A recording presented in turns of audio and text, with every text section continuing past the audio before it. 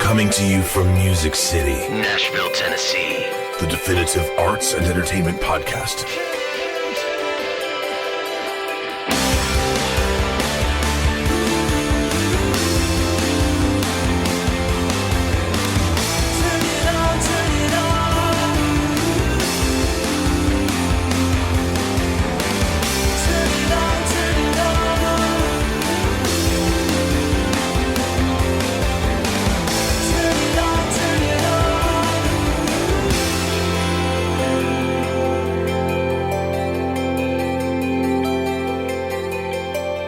Hello, everyone, and welcome to Turn It On. My name is Michael J. This is my podcast, What Is Up? Thank you all so much for joining me. I hope you're all doing great. This episode has been almost a year in the making and is consequently the last one I'll be doing in 2015 as the year draws to a close. Ken Block from Sister Hazel is on the program today, and I couldn't be more thrilled or excited to even be saying that to you. 2015 has been mostly a good year with a bit of bad thrown in for good measure, which has kept me humble, but mostly it's been pretty good. I never would have dreamed when I got the idea for this podcast over a year ago that I'd actually be landing some of the guests that I've managed to. And I'm ending the year on a big positive note. And I'm feeling a huge sense of accomplishment that Turn It On is starting to take shape and is becoming literally all that I'd hoped for and much, much more. Conversations can be unruly beasts, and they're never really neat and tidy. And as sort of the perfectionist musician that I am, nothing will make you hate yourself more than listening to recordings of yourself talking with others and in the monologues and closings I've been doing for the show. And the biggest challenge for me has been not to edit myself and to let these things be as real and as raw as possible in the moment. And as imperfect as conversations can be with every stutter and awkward pause and tick, the one thing they are is innately human. And that's what's made me such a huge fan of the podcast format. I'm fascinated by people talking to one another and communicating.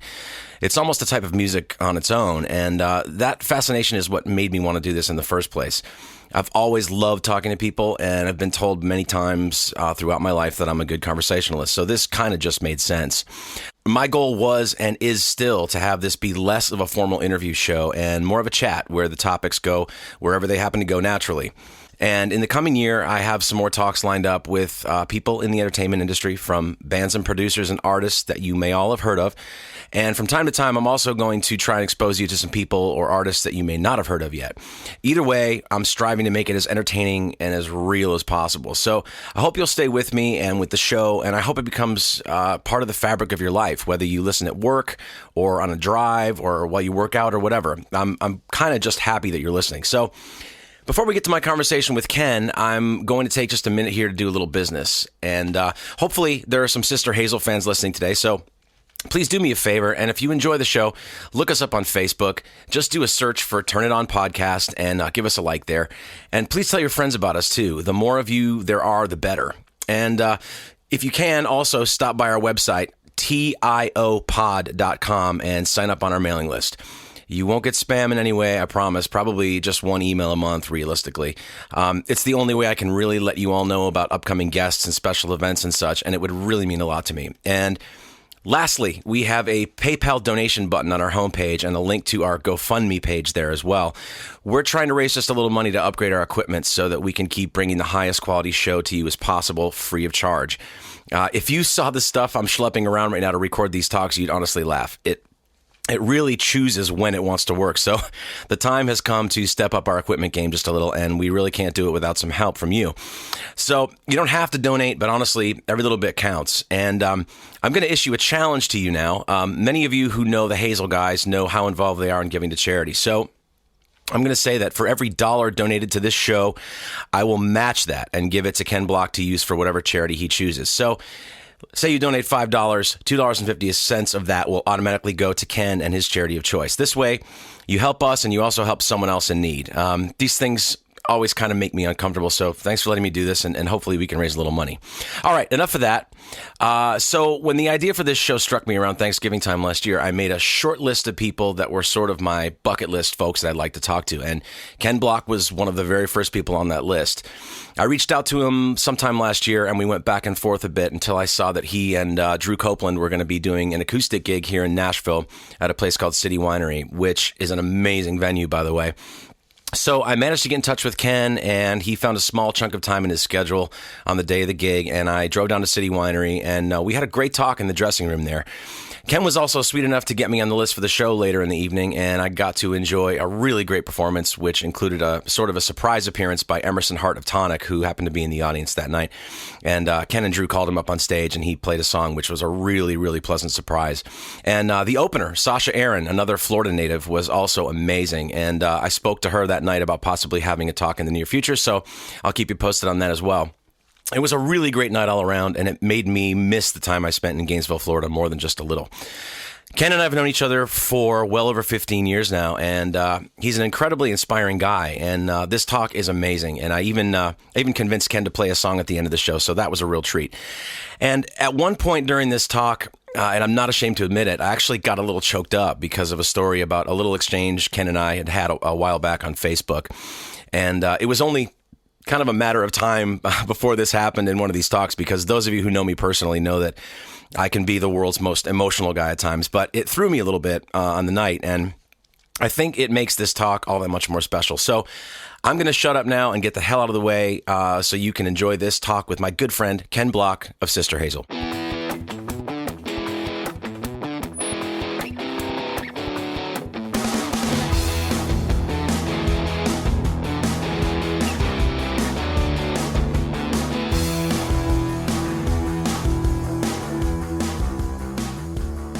Kind of at the point now where I've met enough people to where I'm starting to get recommended for more things. The phone's starting to ring a little bit more, and it takes a while, man. It does, but thankfully, knowing guys like Tommy and Chris has not hurt me at all, and Jack as well. Absolutely. The Gainesville crew, basically. We were texting those guys today. Yeah. We used to have a saying, "Must be present to win," and just being here. Well, right. Exactly. It takes a while to sort of become part of the fabric around here. Oh, right. Yeah. It's an incredible place. Oh, it is. And, I had reached the point in Gainesville where it was like, what am I doing? Here I am, a guy, like when I left, I was 40, almost 41. Yeah. And I'm like, I'm drinking way too much every night. I'm not really pushing my art forward. Yeah. I'm not really pushing anything. I'm having a great time and I'm making money. I'm making a living here. Yeah. But it started to get counterproductive, and it was like, and I started to get really burnt on it. It's fun. It's interesting. Are we going? Oh yeah, we're going. Okay, good. I just started. So good. You can.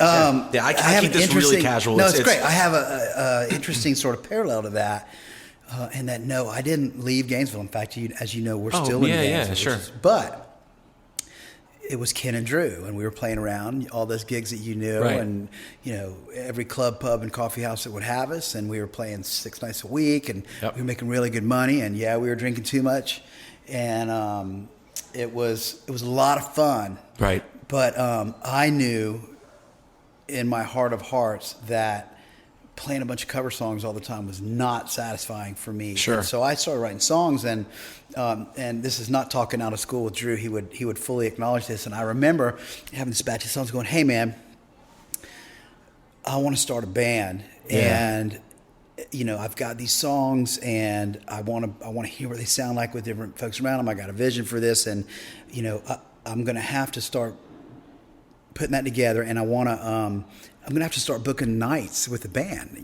and it's not going to make as much money as what we're making right now." Right. And he was like, "Why would you do that?" He was like, right. "We're making money, we're getting so much fun. Sure. How can you give that up?" But I just knew that I had an itch that I was not scratching. Right. And you have to have trust in that, and then you have to make sure that you build that, and then be really clear about taking that on the road. Right. Yeah. Well, man, it's taken me almost the entire time I've been here to sort of get back to where I'm getting inspired. I mean, that's several years worth of time, and that was sort of my plan when I moved here. I kind of said, I'm going to go be a sideman. Yeah. I'm going to go and do other people's stuff and see what I can get happening there. Sure. I'm going to work, any job I can find. Yep. And I was working at a drumstick factory making drumsticks for Innovative Percussion. Yes. Making next to no money, but I was in a warehouse full of the funniest human beings that you've ever met in your life. Probably a bunch of musicians. So, well, right, it was, yeah. Absolutely. So that kind of kept me going as far as the, my human being side. Yeah. And so the music stuff, I'm finally starting to come around. I'm finally starting to feel like, because there is an intimidation factor that goes on here because everybody is so good. No doubt about that. And, some nights just going out on a Tuesday and seeing somebody. We just, it's funny. We flew in today, and the old guy sitting playing right in the airport is phenomenal. Yeah. We've been coming up here writing and stuff we've made. I don't know. I think we've made our last 5 records here. Probably over the last 10 years, every record we've made has been here, and we write up here all the time. Our management stuff's been up here. This is the Ivy League of songwriters. Yeah, it really is. Sure. And, you can talk about, but they really write all over the map, all over the road. But there are some skilled craftsmen up here, and if you want to get better, get in a room with a bunch of those guys. Well, that's it. Yeah, and that's the thing in Florida. I was. And I love teaching people, and if I'm in a position where I can give some knowledge to someone, and I was working with some younger singer-songwriter people like Clayton Bush is a good buddy of mine. I produced his first record for him, and I really enjoyed the process because he came in as green as anything and didn't know, and I told him he brought in a great song one day, and I said we need more of this kind of song, and then sure enough, man, he started showing up every week, and I watched him get from the beginning of that record to the end of the record. It was like, well, man, we may have to go and cut some more and get rid of the original songs we did because your they stuff don't stack up to the new stuff. So I enjoyed that, and I always thought I'd make a good teacher. Sure.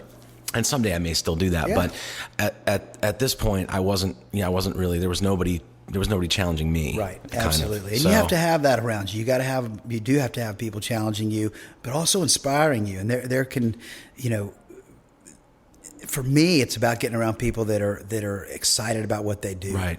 Whatever that is, even being around an engineer that's really excited. Yeah. I didn't mean to say even an engineer. It's all, we all succeed by standing on the shoulders of giants. And you get in a room with a great engineer and, a couple great players or writers or your band. That's when you get in the flow, man. Right. That's it. So man, I can't complain. I'm happier here than I was down there. I miss Florida. Yeah, I miss shorts and flip flops for sure. Of course, man. We'll be in flip flops at Christmas. So. I never thought I'd be that guy ever. When I moved to Florida, I went, I'm not going to be a shorts and flip flops. No. And it was like 3 years in, and it was like, here we go. Man. What else? It's the uniform. It's the uniform. That's exactly it. So it's crazy. It's crazy to think that it's been 16 years since, or 15 years. And I remember when I first met you, it was. I think I moved to Gainesville in February of 2000, around there, and I was already by spring break time that year. I was already playing gigs at the Swamp and at the Grog House. Sure.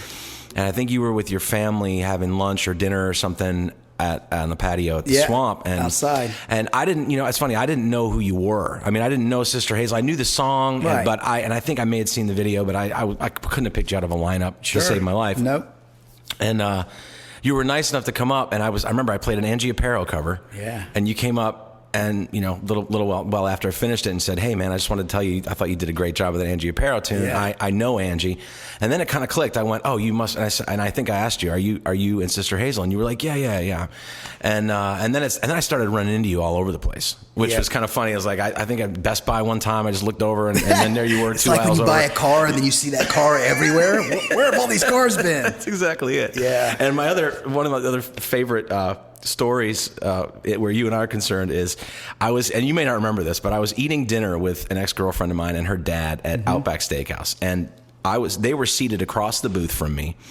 So and they had this look of shock on their faces at one point, and then these arms came around from behind my head and grabbed my shoulders, and it was you. Oh, I love it. And I saw the headline immediately. I saw, local rock star kills local acoustic musician or causes That's how the choking story death. ends. That's it. That's great. Yeah, so that's funny, man. But it didn't end well with that young lady? Well, we're still friends. Okay, good. That's good. I try to make it always end well if I can. You're a good man. Some situations where, then it makes it difficult for the next relationship because they're like, why are you friends with all your exes? I'm like, I just like being. Can't win, right? Well, you spend that much time with somebody. Sure. And you want to, I feel like if I spend at least a year or two of my life with you, then there's probably something there that we should maybe be friends or maybe kind of continue that relationship. I don't think it has to be a horrible thing. No, it doesn't. No, I think that, I've been married for almost 20 years now, but I think, and this, for me, this even goes to relationships or to friends or people I grew up with. Now with Facebook and some of this stuff, all of a sudden these people pop up who I went to elementary school with. Yeah. And I hadn't seen, but our roots are tangled, man. Our roots are all tangled up. Like I feel as connected to these people that pop up from fourth grade in some weird way as people that I've known. You know what I mean? Yeah. I think all of them have their fingerprints all over us, kind of shaping who we are. I know exactly what you're talking about because I was very close with my grammar school group of friends, and all these people are still in my. Isn't it crazy? It is totally crazy. Yeah. It's crazy. I talked with Ed Toth the other day. Yeah. And. It's been 10 years since he's been in the Doobie Brothers. Oh, really? Yeah. And I'm like, I remember when it was like, it was like a new what are you thing. doing this weekend? Yeah, I'm going out to play with the Doobie Brothers. Right. So it's crazy. So how have you been, man? Like, are you feeling better now? Feeling better, man. I've had a crazy year. I had a little respiratory thing that was kind of bugging me and really trying to get over that, get my voice back where it needed to be. But this last couple months, I tore and detached my retina. And how did you do that? Well, interestingly enough, they think that a few months before, from a coughing fit, I had a tear that I didn't know I had. Yeah. That my body created a scar for, and then about 4 months later, that scar is what pulled the retina off the back. And then when they got in there, I had hemorrhaged back there, and there was a blood clot. And basically, the doctor said, he pulled my eyeball back from the grave, and I was very grateful to have been in his hands. So even right now. They had to replace the fluid in there with oil, and there's a buckle around there, and so if I close this eye and look at you, I can tell there's a dude there. But we could make out. I could probably you could probably look like, holy cow, she's hot. That's not even her beard looks good. That's an even worse headline. Beard, right? No, it's kind of like looking through olive oil or something. It's like open your eyes underwater, but through like an opaque thing. So far. It's getting better, and I'm praying that there's no more scars, because if there are, they have to go back in and do it again. Sure. But let me tell you, man, I had to be face down after that surgery for almost 2 weeks. And that was a mind trip, man. This head, it's a dangerous neighborhood. You don't want to be sitting there, it was really sort of, it's quite humbling, and this wasn't on my radar at all. I mean, we were just cruising along, and actually that weekend we were doing a thing called Camp Hazelnut that we started last year. Okay. We took over a summer camp, and we bring out a bunch of fans, and we bring out a bunch of kids from the Children's Cancer Center, and just have them out for we do all the regular summer camp stuff, but with music and songwriting workshops. Anyway, one night there I went, man, I think something's wrong with my eye. That's kind of weird, but I kind of blew it off. Yeah. And then Sunday after everyone left, I closed my right eye, and I went to kind of dropped my finger over my left eye, and I realized that half my vision was gone. Ooh. So that was not a good thing. No, that's scary. And it didn't hurt at all. The surgery post wasn't so fun. But I'm feeling better. I'm getting to sing. I'm out and about, earning a living again. People are like, I had to take time off. I mean, look, we may be a band for 21 years. We still got to work. We're not on the cover of Rolling Stone. Right. We got to earn a living. We got a bunch of children. Well, right. Has that been tough, man? Because I mean, I bet there's a line of bands, a mile long that would love to ask you what your secret is, because it's. I was in a band for 13 years, and it was the last 3 was difficult. I mean, it was really tough to keep that together. Well, so it's interesting for us. The last 10 have been easier than the first 5. Yeah. And I'd say going with the first 5, we had growing pains. And then, of course, going from a van and trailer college band touring around 300 plus days a year in a van. Yep. I did it. The deal, man. I mean, people were like, you were going 320 what last year? We get the deal. We have a couple of hit songs. The record gets really big. All of a sudden, everyone's trying to find their place in the band, and everyone's, egos get in the way. Yep. I certainly, I had written everything up to that point, and saying everything, and was holding precious to that. And people were starting to have different, there's always finding your way. Right. And I don't think, I don't think you can just come right out of the gates and have that figured out. You've got to kind of go through it. But I think that once we made it through, especially through Somewhere More Familiar and then through Fortress, I got clean and sober about 13 years ago. Okay. And everyone kind of dialed things back. We all made it through some challenging stuff. And all of a sudden, I think everyone realized, if Drew makes a record or I make a record or we go do different things, it's not Sister Hazel's the mothership. Right. And that comes first. And I think everyone started to trust that no matter what everyone did, that comes first. And for us, man, we're the same five idiots we always were, in the sense that we've got thick skin, we rag each other endlessly. Right. We're very sibling-like. But if you're a band for 20 years, everyone's going to be back on their heels at some point. And what that did for us was it gave everybody else a chance to be a brother and step up and show that we really put our relationships before anything else, and how that's going. So, what's the recipe? Check your egos at the door. Pick your battles in that.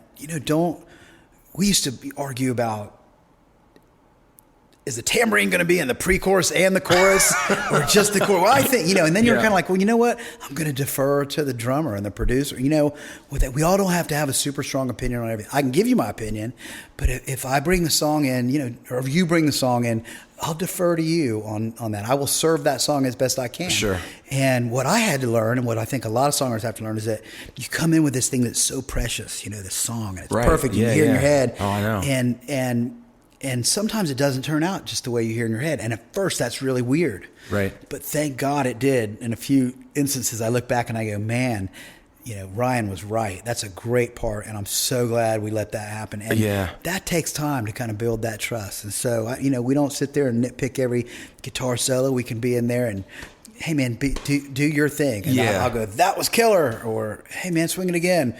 But everyone feels ownership that way, and now everyone's been writing more and bringing stuff in over the years. And I mean, even on this record, Drew's singing a few songs. Usually he'll sing like one track on the record. He's singing, 3 or 4 tracks. Jet is singing a song on this record, and Ryan's singing a song. You're kidding. Okay. And that's cool. They did a great job, and it's very cool to have everybody have that ownership. Yeah. Man, our families come first. Right. All our kids, if it's not working with your family and your kids, then it's not working anywhere else. Right. For us, that's what we found. And so if anybody ever says, look, I can't make that show, or I can't play that date, or whatever, there's no more, why? What do you mean you can't? There's like, we get it. Yeah. And the other thing I'll say, I know I'm on a ramble. No, that's fine. Ramble away. The other thing I was going to say is I'm here to talk to you. So we kind of found the break. Every time I was the first one to get married, I was the first one to have a kid. I've got 3. Drew's got 3. Mark's got a couple. Jet's got a. Yeah. But every time, kind of new rules kind of came down from. I don't want to say the wife. I want to say the family. And part of it was it's the train comes off the track a little bit for my family after a little bit. So what we realized is, if I'm gone more than 10 days a month, things get a little squirrely. And so that's kind of what we do now. We do about 10 dates a month. Okay. We're still getting in 120 shows a year. Yeah. That's a lot. It's a lot of shows. It's a lot of shows. We'll do 3, we'll do 4, we'll do, you know what I mean? We don't stay out 10 in a row. We come back, we make it work. My mic stand has erectile dysfunction. It's okay.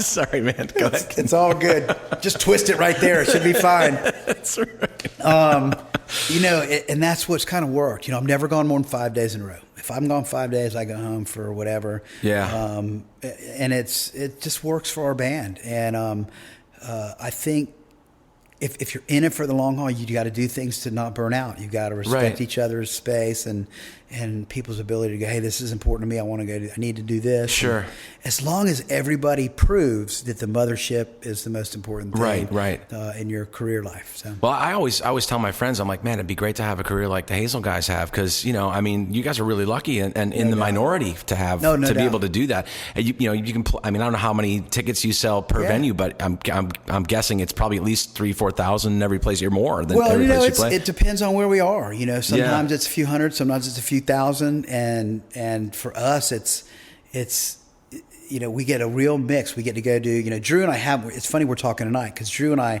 this is the first time we've gone out and done any club acoustic stuff in a long time. So we get to do a little bit of this. We get to do some of the theaters. We get to go do festivals. Sure. We get to do all that. Yeah. And, we get to, I remember wishing when I was young, I go, man, I've been in bands since I was 12, probably like you. And I remember thinking, man, if I just had a guitar tech, but just had a guy that could take care. Isn't that funny that's the dream? That was the dream. I was like, man, I should have probably wished bigger dream bigger. But I'm like, look, man, we got a great crew. We tour around in a bus. I fly and meet that bus at the beginning of each run. I like the guys I work with. Yep. We've any of our crew guys and crew members that have gone on to do other things. They're family, and they still, I'm getting texts from them right now, and sure, and they go on to work on. It's funny. Some of our former crew members are on huge tours. It's all funny. Really? They're out with Taylor Swift. They're out with Kings of Leon. They're Sure. It's so funny that they're the rock stars now. Like, really? How's it going out there? How's it going? But we've carved out a way for it to work for us. Yeah. So how exactly did you get started in this whole thing? Like, I know I talked to Tom Hurst a little bit, and he kind of filled me in on a little bit of it. So you were in bands pretty much. Yeah, I was in bands since I was about 12 years old, and this is kind of weird, but I graduated high school when I was 16. I got in trouble. This is a weird story, but I got in trouble a lot in elementary school. And the fourth grade teacher had enough of me. Yeah. And the fifth grade teacher said, man, we like Ken, send him up here. And I was already in the last month of birthday. So I was like already pretty much a year younger than everybody. Right. And they moved me up, and I was doing great. I was a pretty good athlete, and I scored really well on tests. Sure. And they left me there. And looking back, it probably wasn't the best thing to move me up. I would have liked to have had another couple years, with sports or whatever in high school. But, I was only 16 when I graduated. But all through that time, from ninth grade, when I was 12, I started playing in bands.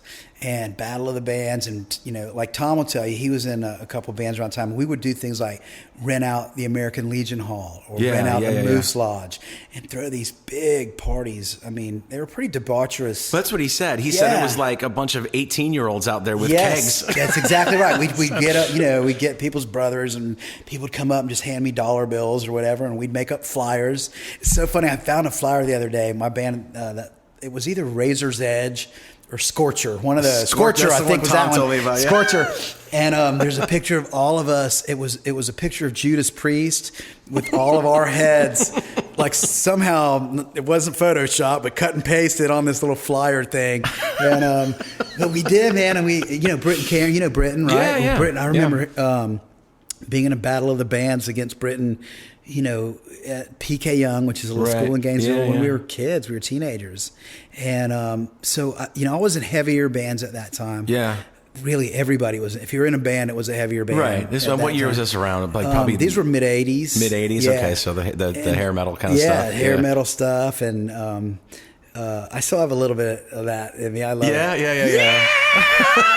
Love it. And it's funny because with Sister Hazel on the Rock Boat and some of those things, we do alter ego sets. And the first one, I've seen some of those videos. Yeah, man, it's like we did Guns and Hazel, which was like all Guns N' Roses, and SHDC, AC/DC stuff, and stuff I grew up loving. But anyway, so I was in bands all through there, and then I got I started going and doing acoustic shows by myself on the side because I really grew up as a kid listening to stuff like Simon and Garfunkel, James Taylor, and I loved it. But the band, no one was doing that, and plus, I didn't have, even when I had hair, it wasn't great hair.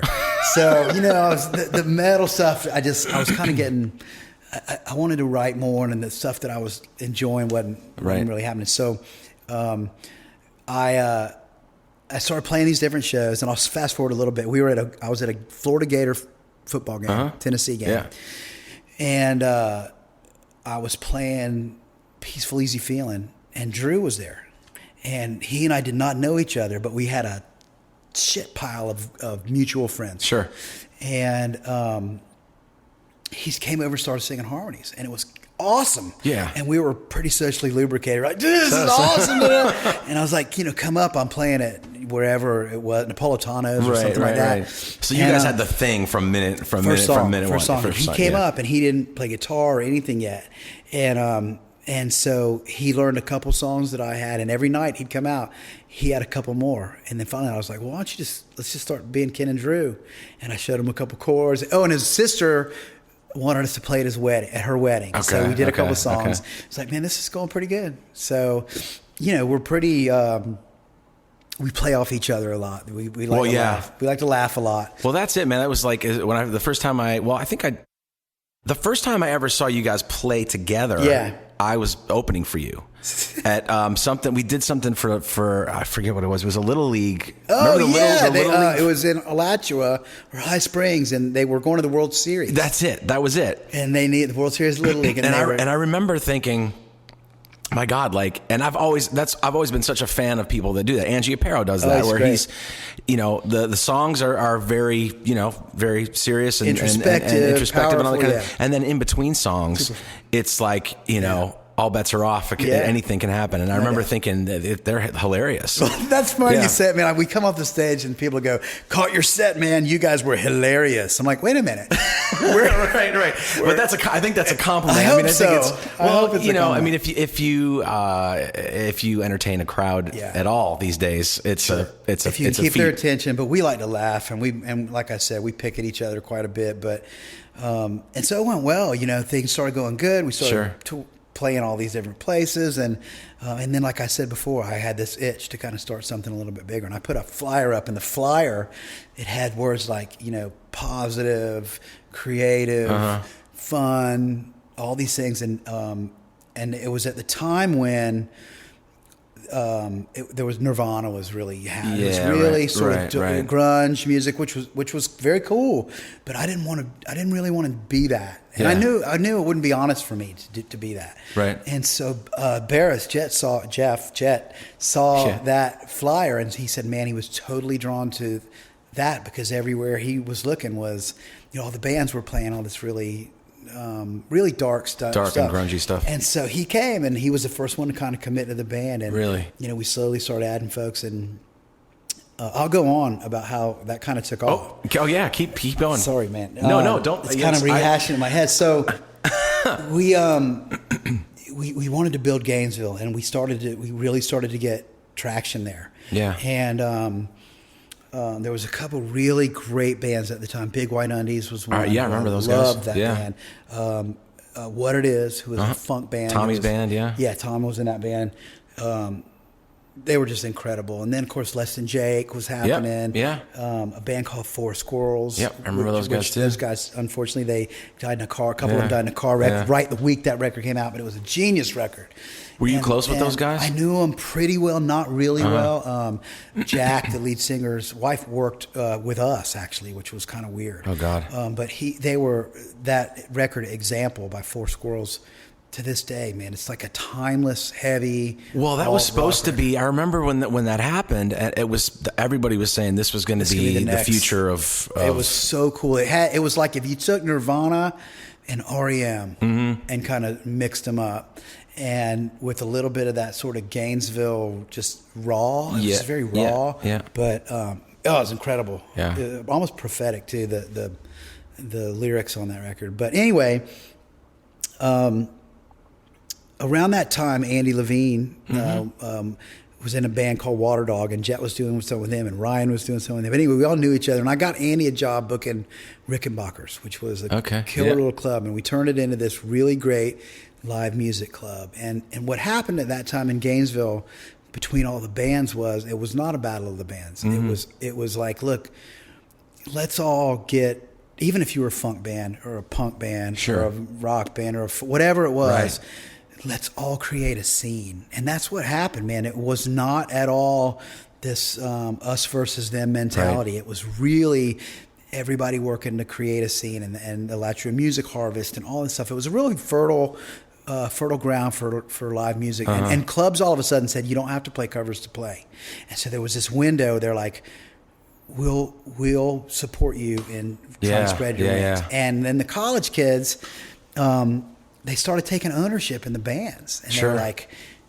Wasn't that... I wonder what it was about that time, because it was just a magical time. Ed Toth the other night said the same thing, where he was like, man, it was like...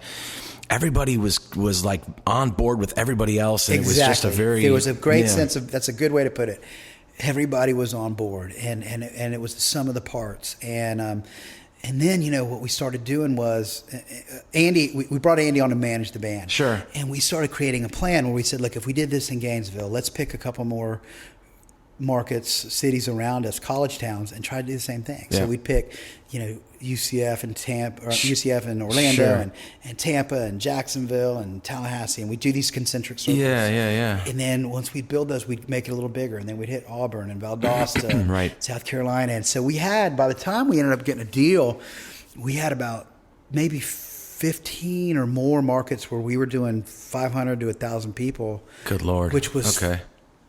unbelievable to us. Oh, yeah. And we'd come into towns, and that was tape trading days. Sure. And they'd be singing "Happy Are All For You," and it would be like, what? How'd you get that?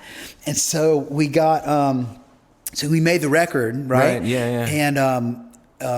And we got it on radio ourselves. We got Tallahassee to play Mm-hmm. it, Gainesville, Tampa, Back station before Clear Atlanta, Channel owned before everything. Clear Channel and everything, Charleston, South Carolina. And you can do, let's say you get that far, but we were lucky that the songs resonated. Right. And it wasn't one, it was like All For You was playing, Happy was playing, and something else, Concede. Okay. And Yeah.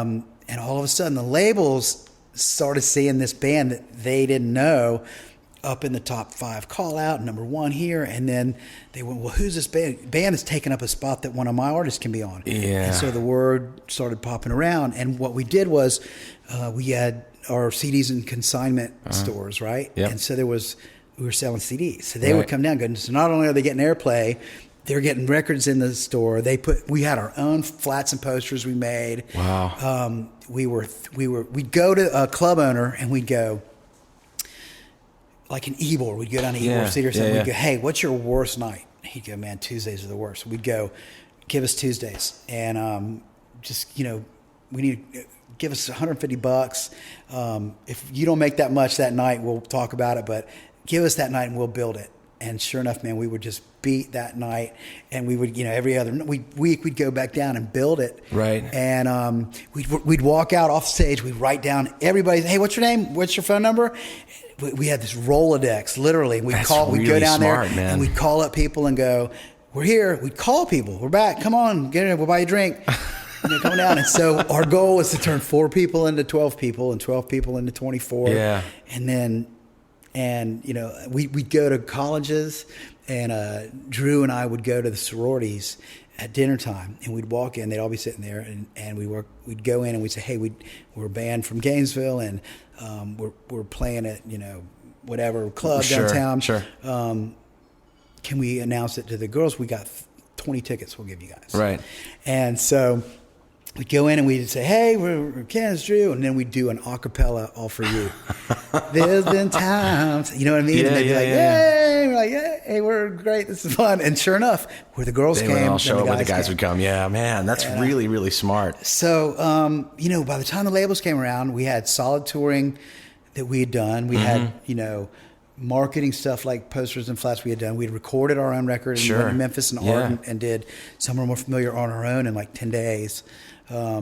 We did, they were seeing that we were selling records based on that. Right. And the radio guys were going, yeah, people are calling and requesting these songs. So we tried to make it a no-brainer, and we tried to go, if no one ever gives us a chance, we have to do it all ourselves. Yeah. So we've carried that sort of do-it-yourself mentality all the way through. Yeah. Well, I mean, you guys are back to the back to the core of it now. Back to the core, yeah, but no doubt. and probably doing better than ever, I'm guessing. Well, it's really interesting. I think that we learned. Oh, that's not the right word. I think we felt all along that it can't be about just a song. I mean, look, All For You was one of those ridiculous.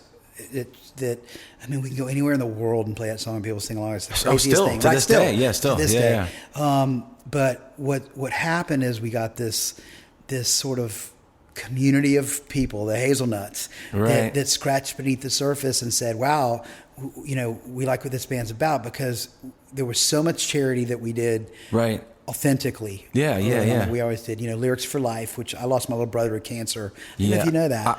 I did, but I'm not sure. I never Lost heard my this little brother. story. He was 14 when he was diagnosed, and I was 16. Okay. And he was only 18 when he passed away. And Wow. that really kicked my ass I for bet. many, many, many years. And so we started Lyrics for Life, and we raised almost $1 million for Really? childhood cancer charities and things by putting on shows and doing different events.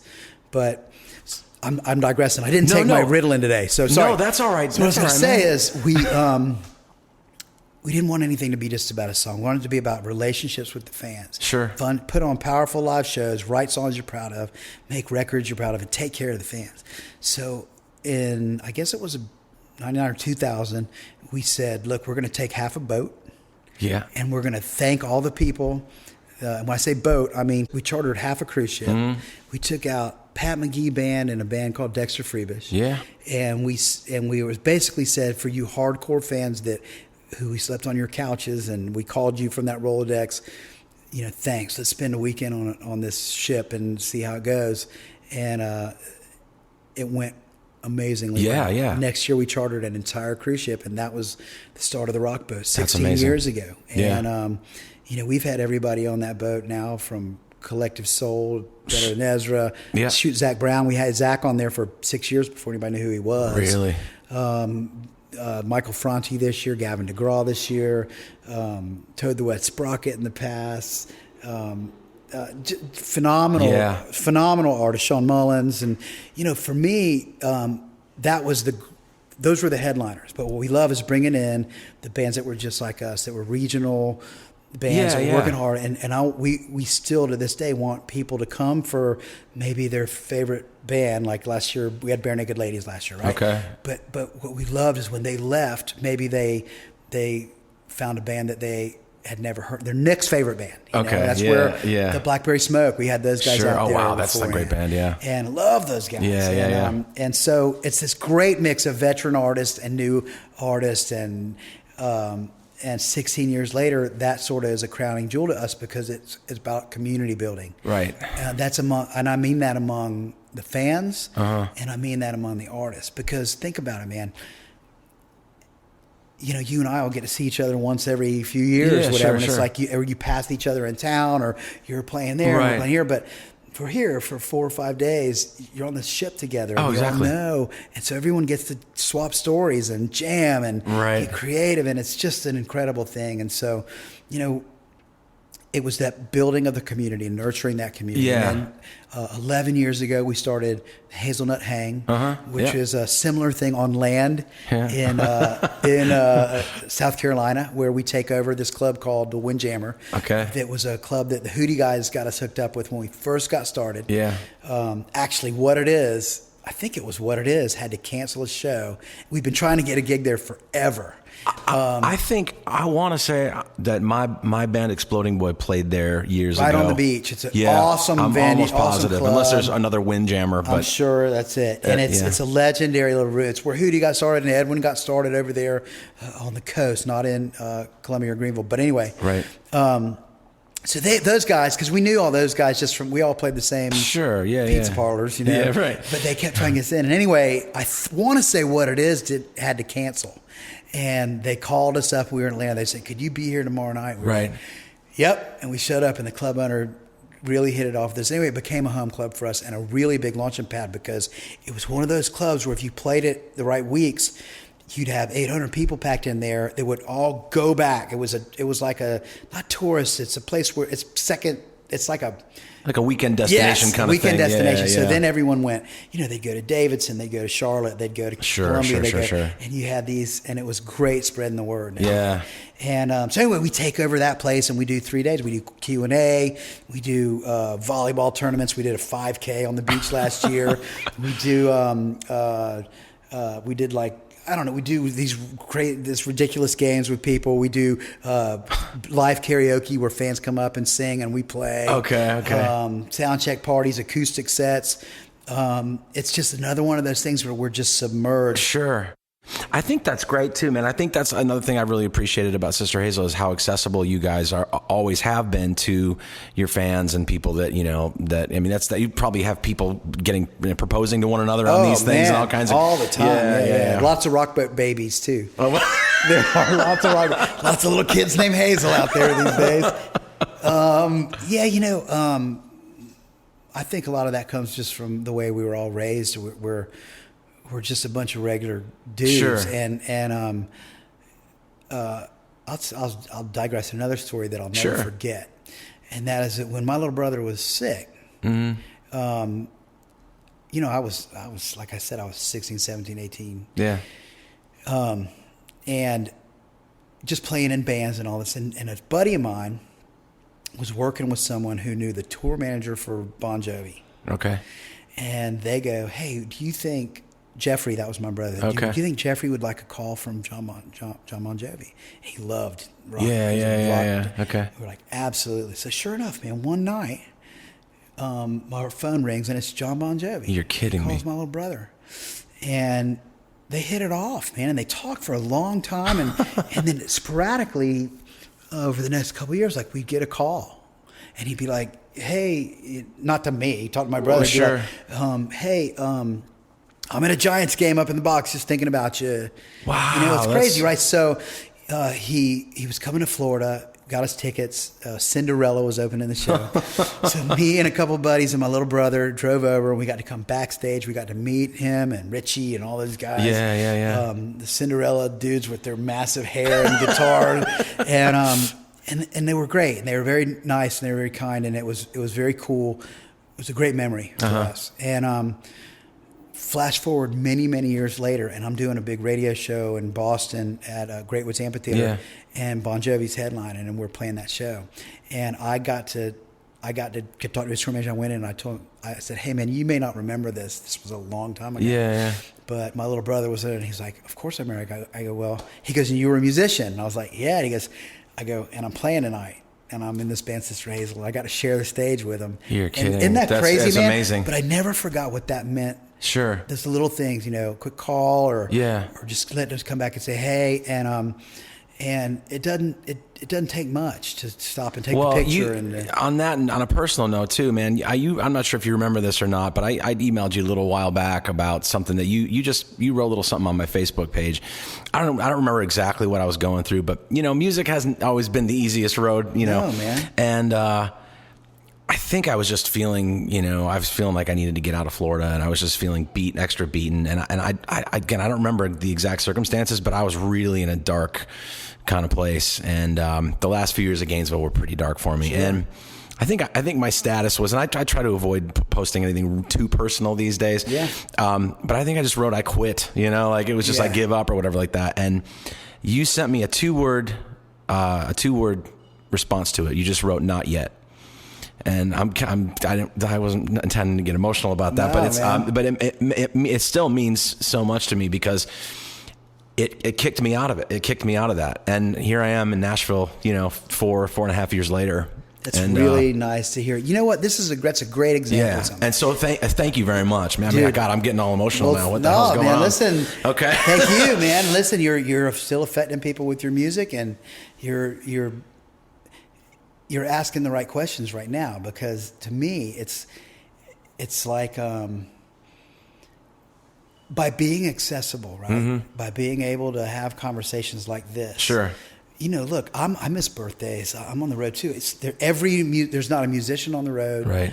that hasn't gone, am I doing what I should be doing? Yeah. That you don't question things, or you're missing your family, or you're missing whatever. Sure. So for me, when I hear that, or I hear somebody go, you have no idea what this song... Sure. By putting myself in a position to hear that directly from people. Yeah. It tells me, hey man, maybe I'm doing what I'm supposed to be doing.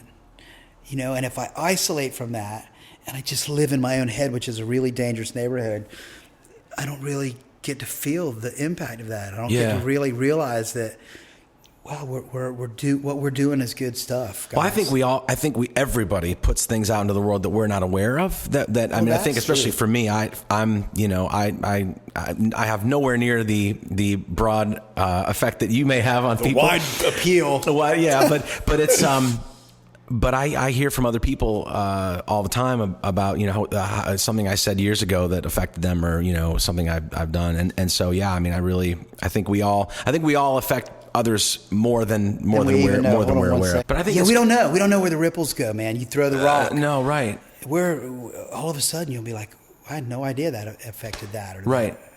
Well, that's funny, because that was sort of the idea in starting this podcast, is that I wanted to hear people's stories, and I also wanted people to be able to share their stories. And I don't know what the audience is going to be for this thing. I have to say thank you to you right now because, and I thank Dead Toth similarly because you guys, you both have, great reputations and you're known entities and you're people that, that everybody can look at and go, well, that's Ken from Sister Hazel or that's Ed Toth from Vertical Horizon and the Doobie Brothers. And it lends my show a whole bunch more credibility than it had before we sat down and did this. So I can't thank you enough to, for taking the time out to do this. It really means, it means the world to me, man. Well, it's my pleasure, man. I appreciate you saying that, yeah. But it's the right thing to do. So I'm happy to be here. Well, speaking of Ed, you come across some guys like that are just really talented guys and really down to earth. Yep. And, people think about look, Sister Hazel had some colorful early years. The allure of what being in a big rock band or whatever. There's a lot of truth to some of that, but overall, I will say this: the majority of musicians that I meet, the majority of artists that I meet. The people in the behind the scenes roles, the crew guys, right, the production guys, the songwriters, the management people, they're great people. They're not a bunch of partying drunk idiots. Sure. They're usually pretty sound character. Right. Well, you don't last long if you're not. No, I think not. I think we all get too close to that you don't know when someone's toxic. And right. One person on the road, man, let me tell you, you're in a bus with, for us, we travel with we got about 11 guys on the bus, right? That's a full bus. With a drive, including the driver. But you get to know each other pretty well. If you have one person on there, not that everyone's not allowed to be a jackass sometimes, that's going to happen. Mm-hmm. But if there's one really negative or... It's scary, isn't it? It's a bad rotten apple story, It's, the impact that can have, and this is our life. When you're waking up with people and you're having breakfast or dealing your whole day, or you're creating with them and performing with them and sleeping and showering in the same hotel or venue, it's you're on top of each other all the time, man, and it's really important to respect what that means. That I was reading something this morning, this mindfulness thing, and if you turn your have-tos to get-tos, I love that, man. Yeah, I have to do this today. It's like, man, I get to go do this today. Right. I even do that at my house now, man. I'm like, when I got to take the trash out and it's late, I forgot to take it out, and they're going, I'm like, man, it's not that I have to take it out. I have a house. Yeah, right. I have a house, and I get to take the trash out from my house. You know? Right. Just turning things from have-tos to get-tos is important. Yeah. That's great. That's great. Now, I've also been very kind of impressed through the years about how much you guys give back to the community in Gainesville, especially you. I mean, you want to talk about Simplify a little bit and what you guys are doing there? Yeah, we so Simplify it's interesting. It's really me and a buddy of mine named Dave Neal, who I went to middle school with, and Joel Cobden, who's a really good friend of mine. Who we had he has a big merch company and campus customs and collegiate apparel stuff. Sure. And we started doing things with bands and festivals and stuff. Anyway, Simplify is spelled CYM-plify, right? And the CYM is from our song Change Your Mind. Yep. And Change Your Mind is about how it's not your life, it's how you choose to look at your life. And we just wanted to do good things with good people. And so, we really, my buddy Dave wrote corporate training stuff for corporations for many, many years. And my wife was saying, you two clowns who love each other never see each other at all anymore. So on Tuesdays for the next couple of months, we're going and hanging out because I see our calendars and we're good. Yeah. And so we just started hanging out, and we were sitting around a table just like you and I are doing right now. Tracy was there, and this other buddy of mine who I used to be in a band with, and we were talking about how. I'm sorry, I give long-winded answers. That's man. all right. Dude. Okay, no, that's cool. So we were talking about how, what's your ideal weekend? And I said, well, I said, there'd be a little music, there'd There'd be some pretty good food. But an ideal weekend for me would be kind of like what we're doing here, where I'm with like-minded people. Right. And there's a takeaway. Like I leave that weekend feeling a little bit better than when I got there. Yeah. I don't mean just feeling better, but like I have some new tools to be better. Right. So Dave started going, well, I wrote these corporate trainings for, little companies like Sears and PetSmart and AT&T. Because, he goes, but I hate the corporate side. I don't like how your hands are tied and it's the way goals are set. And, it's a very tight window of how you have to write. And he goes, I bet we could take some of these proven principles and things and try to shape it for personal growth. And, not tell anybody we have all the answers, but go, here's a path that might help you get from here to there. Right. So Dave and my wife Tracy and I got together every week for like almost 2 years, and we created a workshop called Change Your Mind Workshop. And we ran it a few times, and it went really well. Yeah. And so we said, man, we're onto something. We have a mission, and it's to do good things with good people and help people get from where they are to where they're going to go.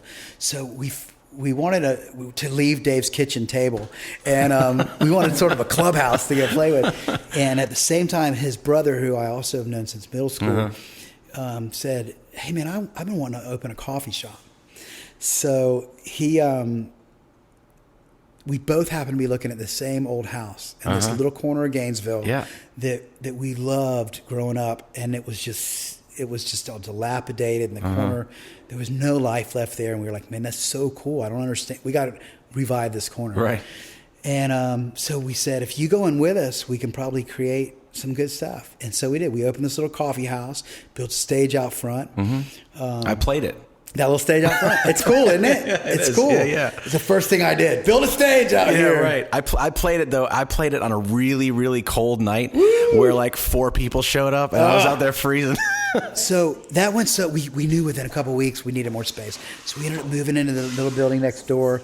The guy who was in there wanted to open a cafe, so we kind of helped him get started and open this really great little cafe. And we started doing these food truck rallies and community events, and everything we did, we tied to a different charity in Gainesville. Okay. So anytime we had an event, it was focused on the good things that the people of Gainesville were doing. Right. And we would raise money every month and every week if we could for all these different people. And so now we're looking at expanding into a different part of Gainesville.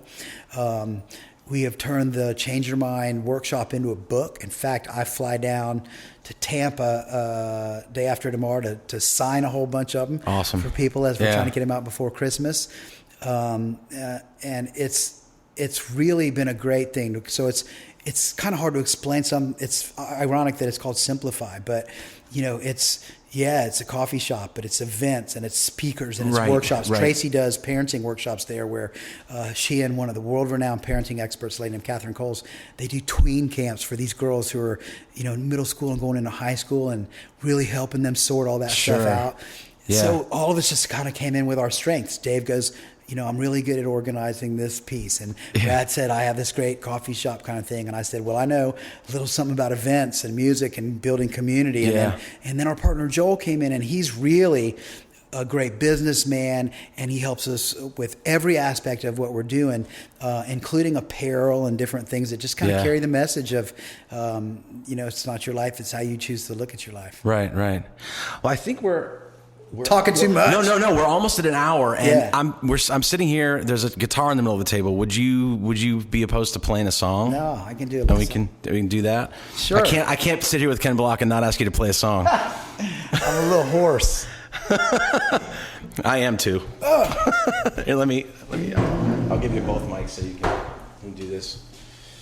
And really high tech here, Ken. This is it's all good, man.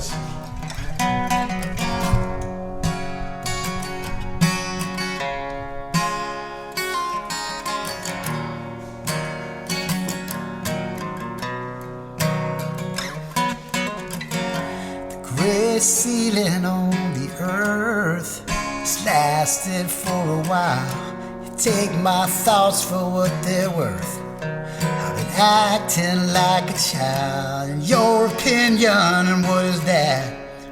It's just a different point of view.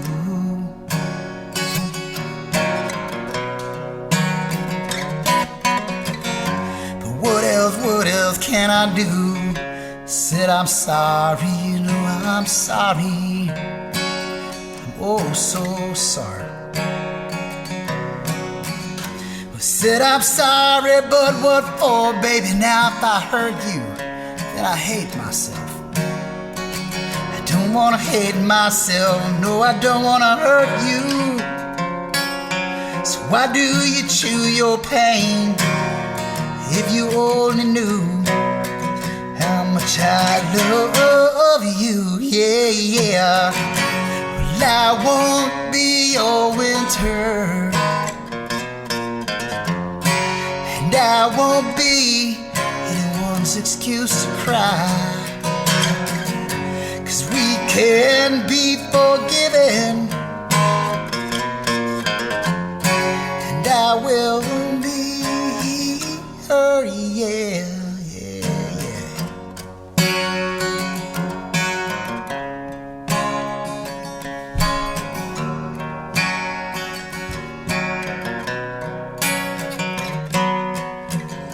The old picture on the shelf, it's been there for a while.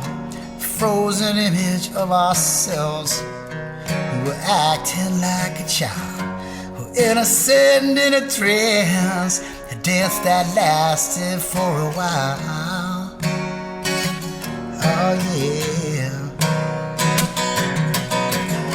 You read my eyes like a diary. Oh, remember, please remember. Oh yeah. Well, I'm not a beggar, but once more, baby, now if I hurt you, then I hate myself. I don't wanna hate myself, no, I don't wanna hurt you.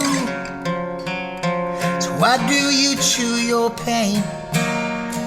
If you only knew how much I love you, yeah, yeah. 'Cause I won't be your winter,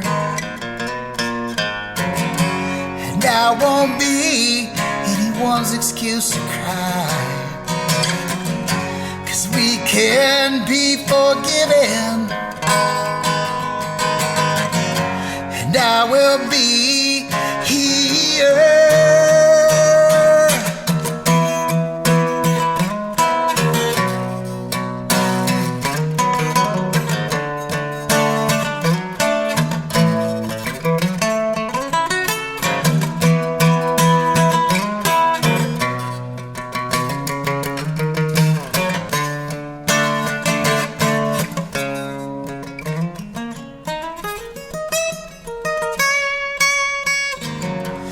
I won't be your winter, no, and I won't be anyone's excuse to cry. 'Cause we can be forgiven, and I will be here. 'Cause I won't be your winter, I won't be anyone's excuse to cry, no, no. 'Cause we can be forgiven, or I won't be here. Awesome, man. Thank you. Cool. Thanks, man. So much. My pleasure, man. Thanks for being here, and have a great gig tonight, Thanks, man. Michael. Good to see you, my friend. Good to see you too, man. And that's it. I hope you guys all enjoyed that. It was my incredible pleasure and honor to talk to Ken, and hopefully there will be many more talks like this in the near future. And just a reminder, get on our email list at tiopod.com, like our Facebook page, Turn It On Podcast, and follow me on Twitter at Michael J Music. That's at MICHAEL, letter J, MUSIC. And please drop us a donation, big or small. It doesn't matter, on the PayPal donation button or on the GoFundMe link on our homepage. And remember that half of this goes to Ken Block and the charity of his choosing. And I can't thank you enough for listening to my show. I want to wish you all a very happy and safe holiday season. And no matter how you celebrate, I hope you're all surrounded by people that you love. I'll see you again in 2016 for more episodes of Turn It On. My name is Michael J. Thanks again, and I'll see you on the flip side.